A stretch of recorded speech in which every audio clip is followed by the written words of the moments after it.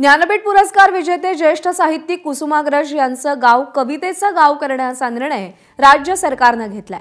मराठी भाषा दिनानिमित्त मराठी भाषा मंत्री उदय सामंत आज कुसुमाग्रजांच्या शिरवाडे वणी या गावाला भेट देणार आहेत आणि या भेटीदरम्यान पुस्तकाच्या गावाच्या धर्तीवर कवितेच्या गावाची औपचारिक घोषणा केली जाणार आहे। कवितेच्या दालनांचं देखील यावेळी उद्घाटन केलं जाणार आहे।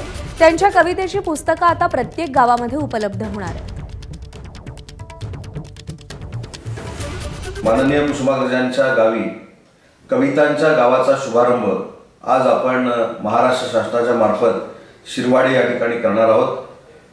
खरं तर मराठी भाषा अभिजात व्हावी यासाठी अनेक साहित्यिकांनी अनेक मराठीवर प्रेम करणाऱ्या लोकांनी चळवळ उभी केली आणि देशाचे पंतप्रधान नरेंद्र मोदी साहेबांनी 4 ऑक्टोबर रोजी मराठी भाषेला अभिजात भाषेचा दर्जा देऊन आपल्या मराठी भाषेचा गौरव केला।